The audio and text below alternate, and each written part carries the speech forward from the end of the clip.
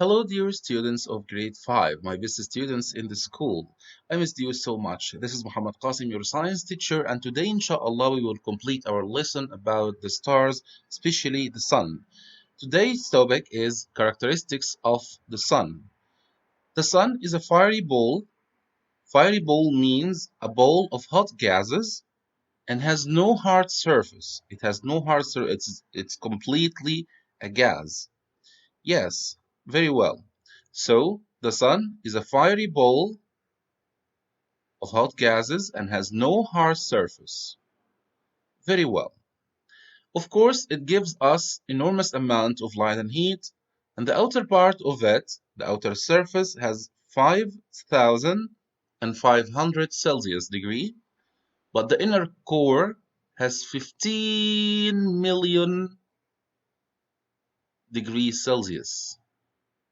Do you believe this? 15 million Celsius. Yes, very well.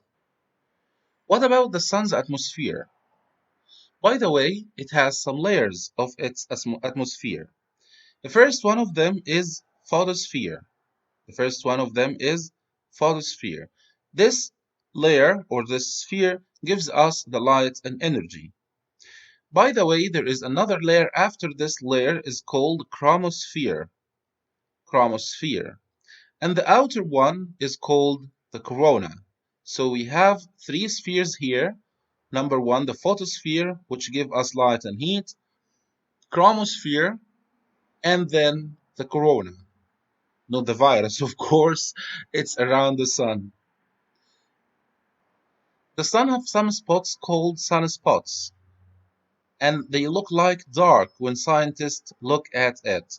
The sunspots are part of the photosphere. They exist on the photosphere layer. They may be the size of the Earth or larger, and they look dark. Why they look dark? Because they are not as hot as the rest of the photosphere. Very well. The number of these hotspots, sunspots, may increase or decrease in cycles about 11 years. Each 11 years, they may increase or decrease. And now let's watch this video together and let's get back. Stars are gigantic balls of very hot gases that give off radiation.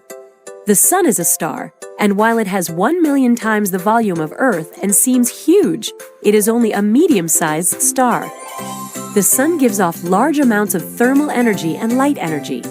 Like Earth, the Sun has an atmosphere. The innermost layer is called the photosphere, and it gives off light. The middle layer is called the chromosphere, and the outer layer is called the corona. Solar eruptions take place on the Sun. One type looks like a ribbon and is called a prominence. A prominence leaps out of the chromosphere into the corona. A solar flare is another type of eruption and is similar to a volcano. An explosion of waves and particles erupts into space. It causes a bright spot in the chromosphere that can last for minutes or hours. A constellation is a group of stars that forms a pattern.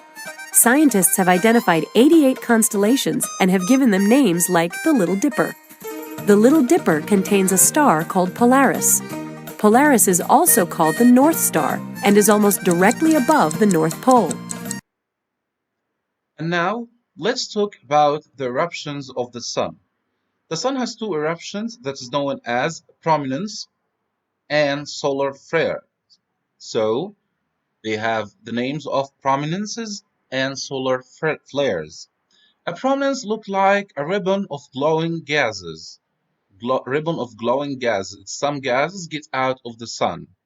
That leaps out of the chromosphere. From what sphere they comes out? From the chromosphere into the corona. It comes out from the chromosphere to the corona. The prominences may appear and then disappear in few days or months. So they may take few days or months. What about the flares? The solar flares is an explosive eruption of the waves and particles into space. Some solar flares are similar to volcanoes on Earth. So how they look like? They look like volcanoes. Volcanoes on the Earth look like the solar flares on the sun. The solar flare may cause a bright And these solar flares cause a bright spot in the chromosphere layer that may last for minutes or hours. So, the solar flares cause a bright spots in the chromosphere, and this may last for minutes or hours. This bright light of the solar flares give other forms of energy, some powerful energy such as waves, X-rays, infrared, and other types of radiation that may interrupt the radio and satellite communications on Earth. Do you believe this? It may interrupt the radio and satellite communication on Earth.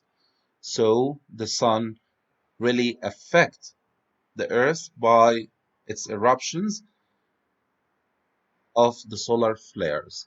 Very well. Let's watch this video and get back to solve some questions. A solar prominence, also known as a filament when viewed against the solar disk, is a large, bright feature extending outward from the sun's surface. Prominences are anchored to the sun's surface in the photosphere and extend outwards into the sun's hot outer atmosphere called the corona. A prominence forms over timescales of about a day, and stable prominences may persist in the corona for several months, looping hundreds of thousands of miles into space. Scientists are still researching how and why prominences are formed. The red glowing looped material is called plasma, a hot gas comprised of electrically charged hydrogen and helium. The prominence plasma flows along a tangled and twisted structure of magnetic fields generated by the sun's internal dynamo.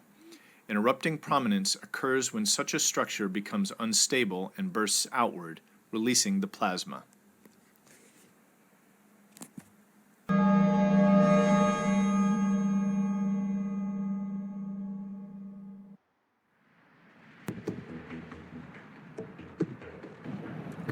Solar flares may seem like faraway events, but they can damage satellites and even ground-based technologies and power grids.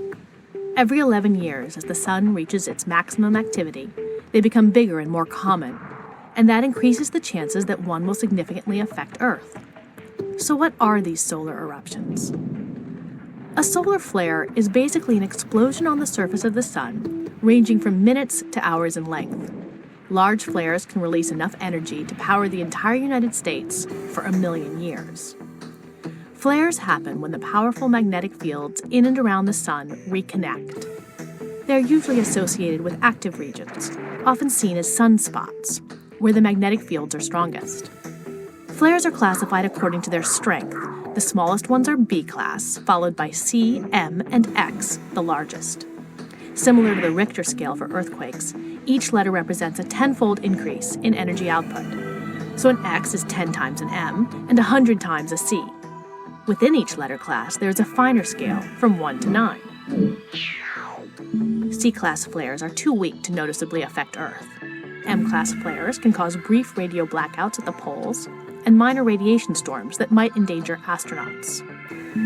It's the X-class flares that are the real juggernauts. Although X is the last letter, there are flares more than 10 times the power of an X1, so X-class flares can go higher than 9. The most powerful flare on record was in 2003, during the last solar maximum. It was so powerful that it overloaded the sensors measuring it. They cut out at X17, and the flare was later estimated to be about X45. After we heard more and see a lot of flares, we know that they may affect the Earth. Now we have a question. Why might space agencies not want to send astronauts into space during solar flares?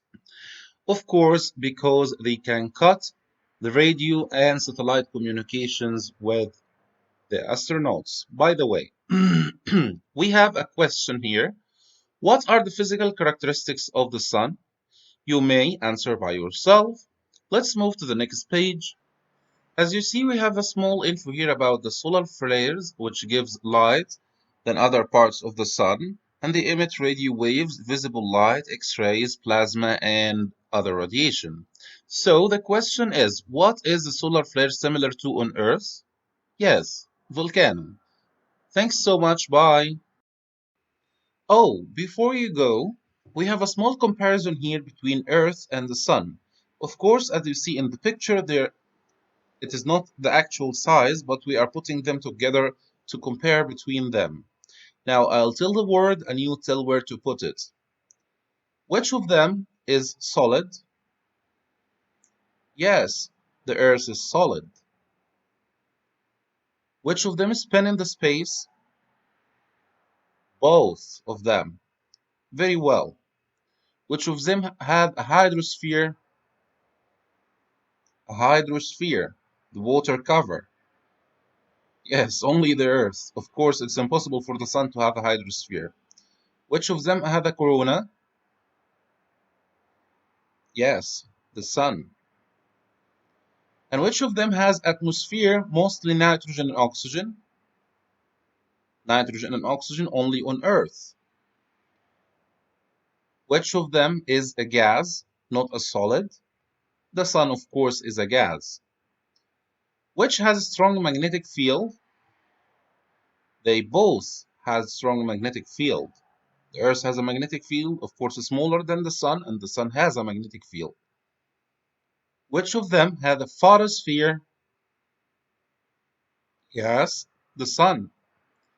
Which of them has a gravity that holds other planets in orbits? That hold other planets in orbits means it collect and attract other planets. Yes, the Sun can attract other planets, but the Earth not. The Earth attracts only the Moon. Which of them has a core or a heart? Yes, both of them has core. Which of them has several layers? Both of them. The Sun has a lot of layers and also the Earth. Which of them has a life on it? Yes, our beautiful Earth. Well, I hope you enjoyed this lesson. Please try to watch the extra resources videos. It will help you more. See you next time. Bye.